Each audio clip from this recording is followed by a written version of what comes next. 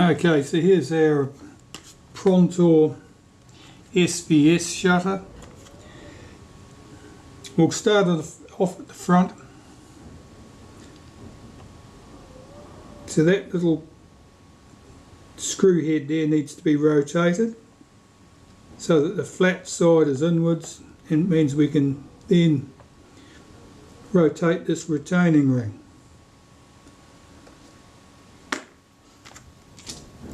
I'll try unscrewing this with a toothpick. Unlike the other shutter, this one, it's all moving nicely.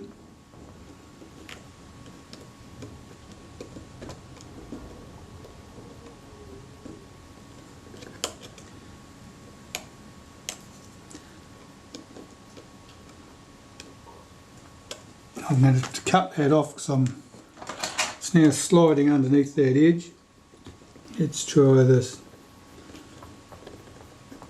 That toothpick was too pointy, it was sliding underneath the edge of this ring.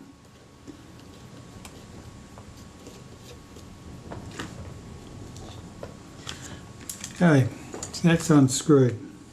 As I've mentioned, these are very thin and easily distorted, so you need to be very careful not to abuse them too much. You can say rude things about them, but leave it at that. This piece is quite flimsy. Try not to damage it too much. Now we're into the shutter itself. This cover plate should lift off.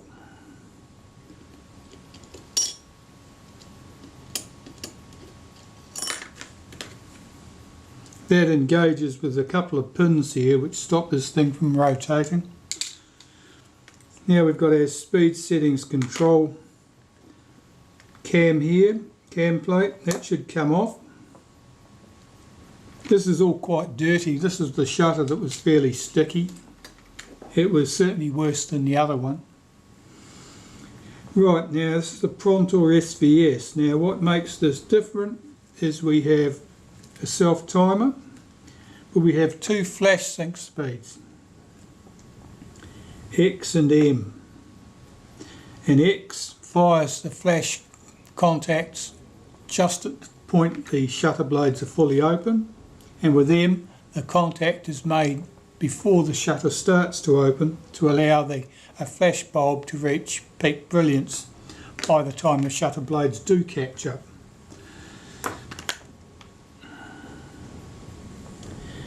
So the differences are mostly the differences we see are in this mechanism here, the self timer. And this is a more elaborate retard gear train here because it's got the pallet at the end, because this also has slow speeds. This one runs down to 1 second.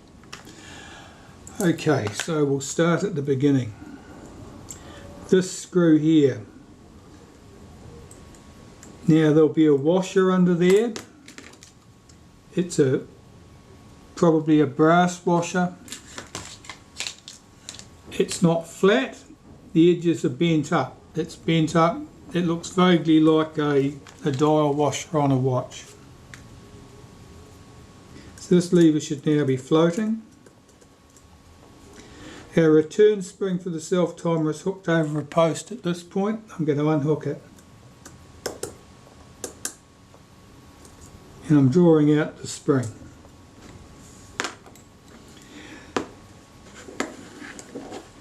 At this end, this lever here, this forms the detents for our shutter speed settings. Take that screw out. That screw passes right through that lever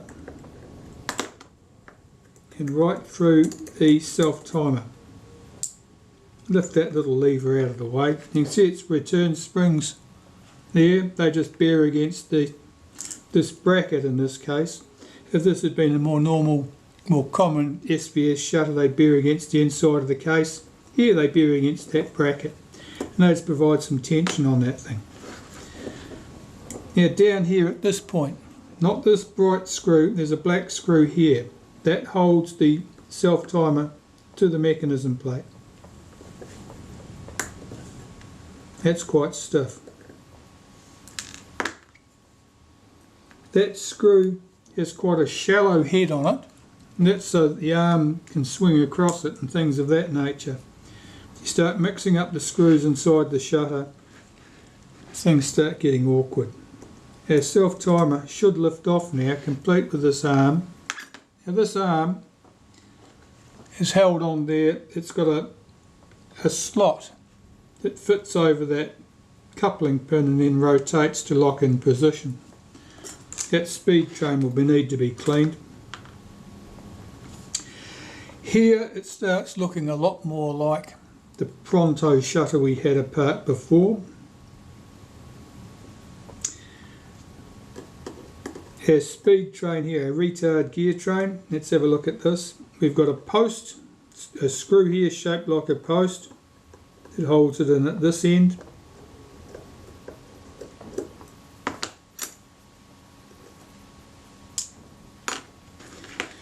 I've got to cock the shutter so that we can expose the screw down here that holds the other end in place. I'll just rotate this round to the cocked position. That allows this lever to swing in, which uncovers this screw, which is the one that holds that speed train in, and that screw was loose. Of course it shouldn't have been loose.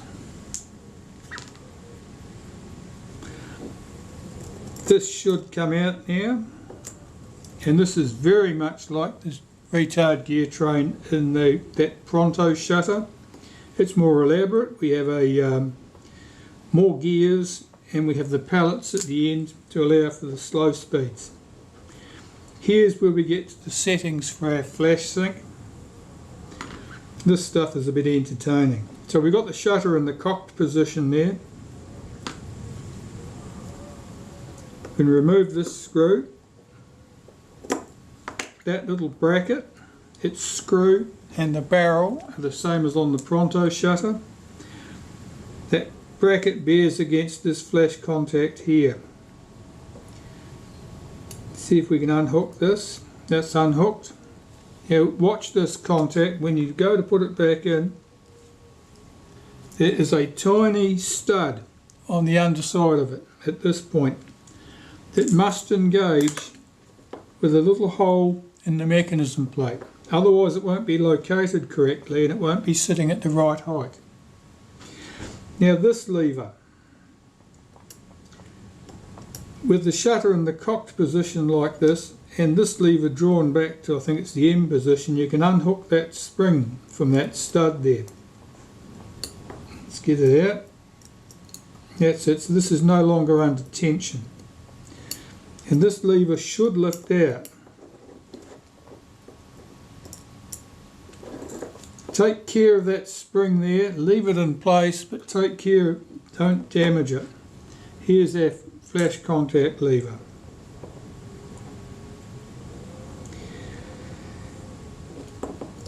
There's a detent here. That's the detent that we saw on the Pronto shutter that keeps the shutter blades firmly closed until they're acted upon by the main spring, which is driven here.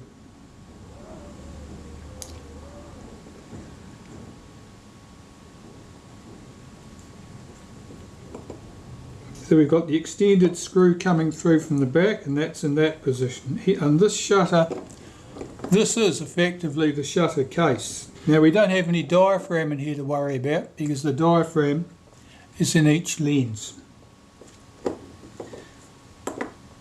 I'm just checking to see if there's anything I should have unhooked or changed before I take this apart, but I don't think there is. I think we're good to go. These three screws. Now one of the screws is an extended length and the head's not even the same shape as the other ones. That's this one down here, and that's that detent spring is hooked around it. We'll unhook that detent spring and remove it, I think. It was that detent spring we saw on the Pronto shutter. Now these three screws should lift out.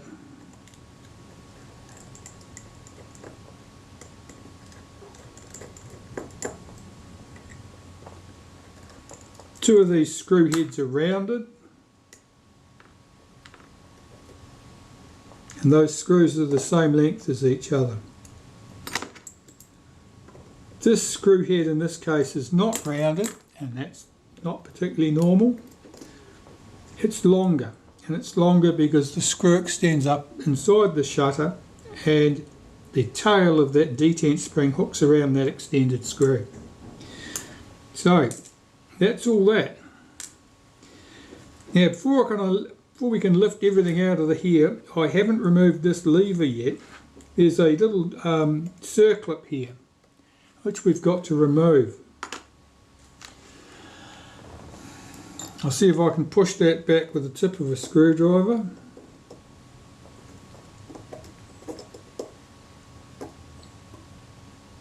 And see if I can get something sharp in behind it to pull that thing loose.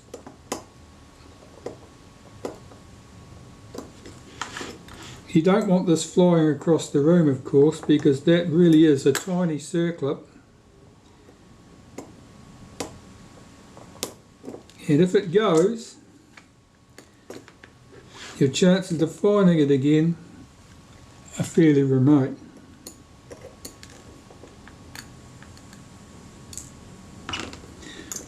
That lever should lift off there now. Take note of which direction that lever sat, and here we are in the cocked position with this shutter, and you have a look there, the long arm of this is pointing up. You'd say that looks like the number 4 there.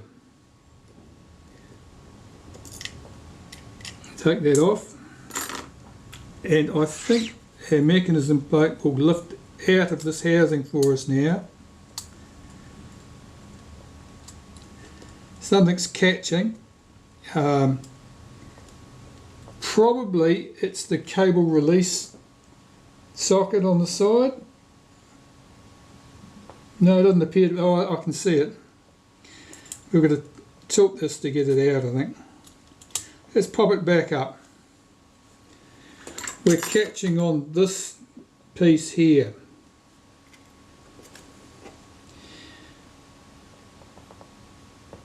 We're just going to have to lift it past that point. I don't want to bend that out of the way because the chance of it going back where we wanted it to is not good.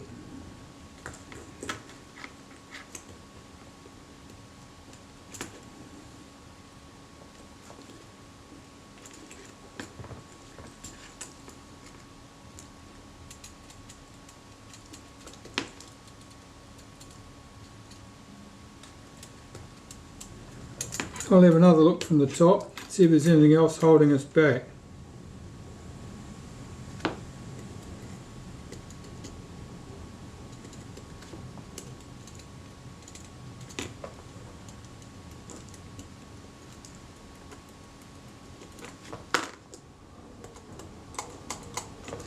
There's only that piece.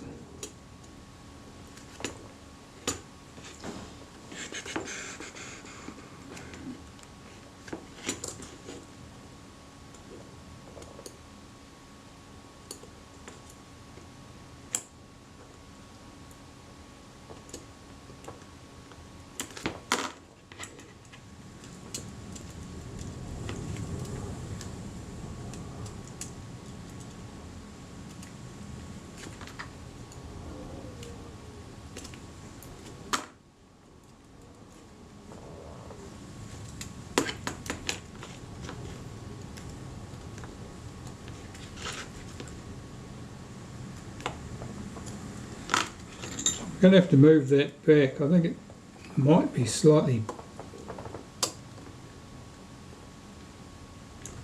bent.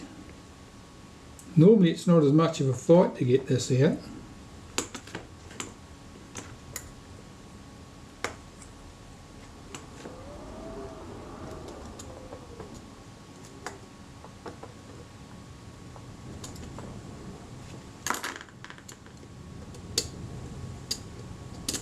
It's lifting out. Here we go. Okay, so that's our shutter out of the housing. Look for this. In the housing here, we've got this spring, This is the settings ring for our flash and self-timer. And there's this little spring here, which is our detent for it. That may be trapped in here. It doesn't really want to lift off over that stud. Let's see if it'll come off. If it's trapped, it doesn't matter. I don't mind, it can stay there. We'll just clean it in place. There's that flash contact that I was having trouble hooking the shutter underneath. But we did it. We got it out. In the case, there's nothing here to speak of left now apart from that little detent which is floating, which is okay, it's on its pin. And here we have our shutter. Now we have one screw on the back here on this cover plate which is holding the shutter blades in position at the moment, which is very good because we can tell that when we go to put this back, it's going to be a fight to get it back in the case. Is our shutter released? No, it's not released.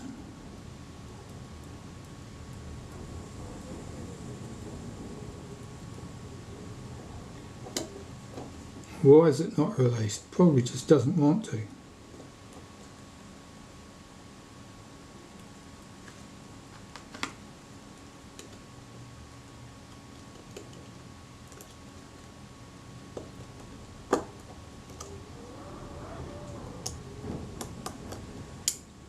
Yeah, I could see that.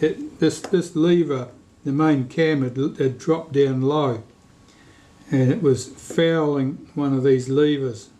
Okay, so the shutter's not tensioned now. Let's move these shutter blades, I'll recock that. We'll move the shutter blades into the open position and we'll take the back off the shutter. Are we focused? I'll refocus that. That'll do. So our cover plate. Take note of which way this plate goes on. It's got to have a round hole that goes around this boss.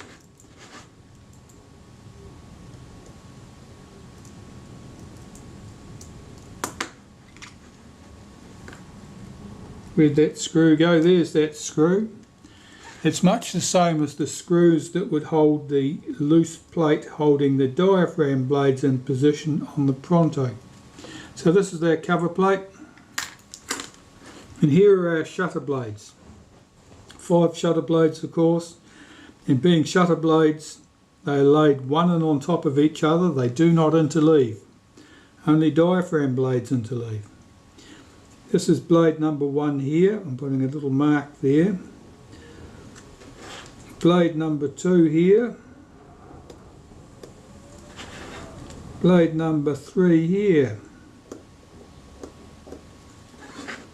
4 and 5. I'll lift those blades off.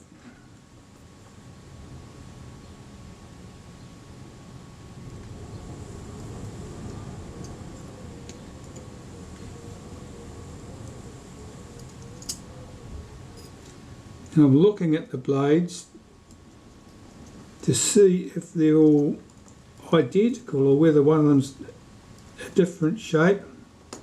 Some shutters have different shaped blades in different positions for special reasons, typically to clear a component that comes through the shutter.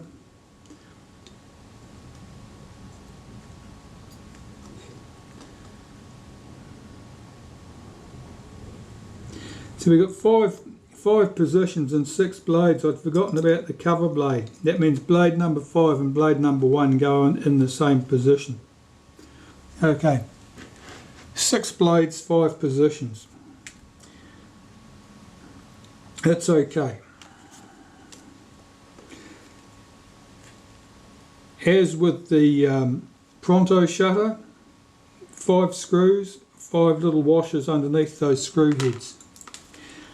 Now sometimes you might find a shutter where one of these screws is backed out or was not tightened down correctly to start off with, and instead of the shutter blade rotating around the head of the screw, it might slide in underneath the edge of the screw, and in that case you end up with a shutter blade that doesn't move correctly. It might not fully open, or it might not fully close, or both, and the action of the shutter might be stiff. There's no sign that that's the case with this shutter.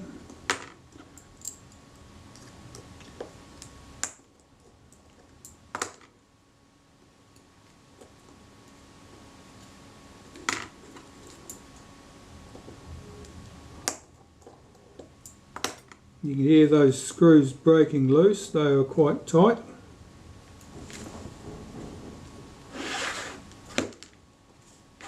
And our blade actuating ring here should just push out. Here's our blade actuating ring. A little bit dirty, nothing particularly noticeable with that. And the shutter plate's not bad either, a little bit dirty.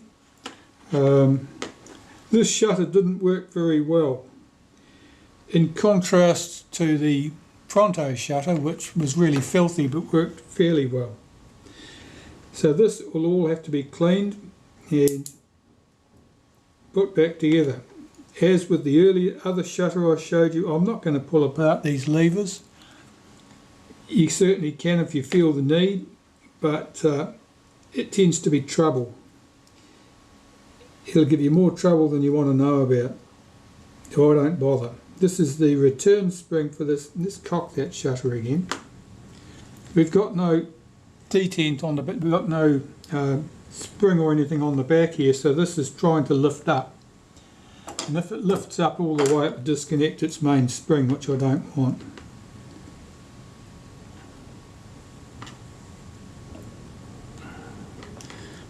And my mechanism here is not dropping into place.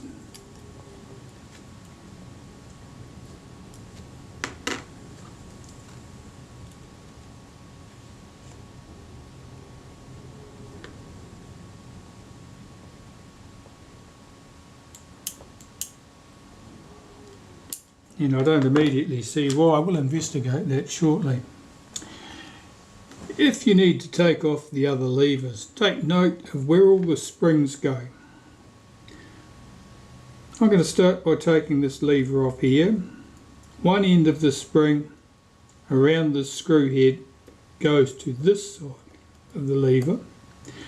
The other end goes to this side of this lever. Now, if you don't need to take all this stuff apart, don't take it apart. Just going to unhook that spring so it's not tensioned. Remove the screw.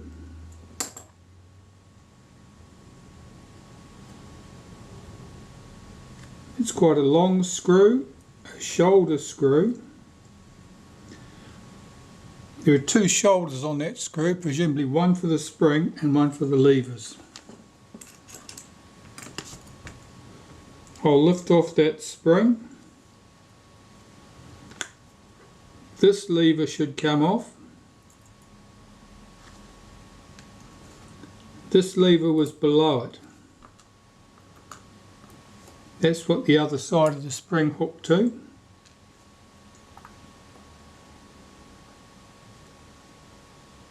That's fine. This lever here, that's your main lever. One side of the spring is hooked up behind this post. That's a rivet, you can't take that out. The other side of the spring is hooked up to a tab right here on that lever, at this point here.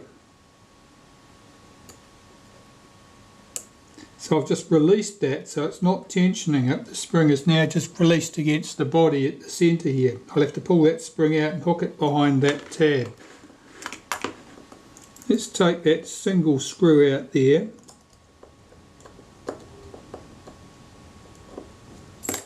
This will be a shoulder screw probably. Let's have a look. No, it's not.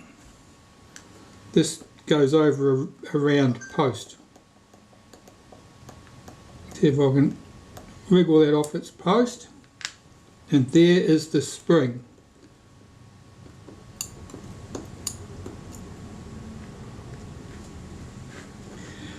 This is our cable release piece here. If you need to remove that, it's a single screw there. This lever is underneath our main drive spring here.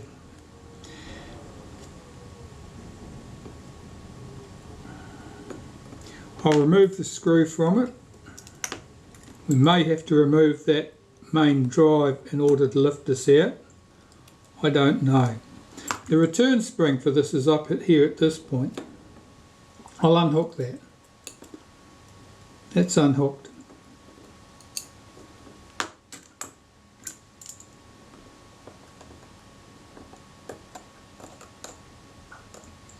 That's a shoulder screw. It's a bit awkward to lift up. I think it was hitting the underside of this main drive. But there's the lever. And this is our main drive here, with its return spring up against the post here.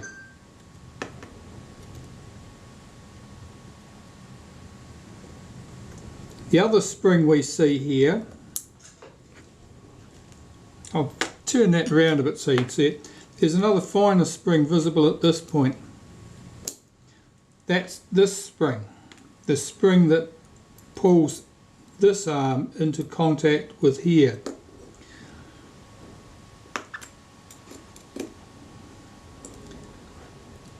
If you remove the circlip and the block here, you can lift this entire shaft out. But that means that the spring will become unhooked from here, and I can tell you it's very, very difficult to get it reinserted in the shutter if you do that. So I suggest you never remove this main shaft. You'd just be looking for trouble. It's certainly not impossible to put it back, but I expect that in the factory they had jigs and tools which would do clever things like hold springs in the compressed position while they put a component back in the shutter. And I haven't got the time, and you probably haven't got the time to figure out how you would design a tool to do that and then make the tool just so you could fix the shutter. Alright, well I think that's all of that. I'll just see if I can get this. Yeah, this spring here at the moment, that's on the wrong side. It needs to be underneath this thing and hooked behind its rivet.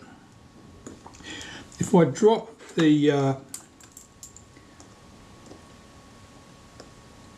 blade actuating ring back out of this shutter, I've already got some of the screws removed in this case. I can probably access that spring and make sure that it's positioned correctly.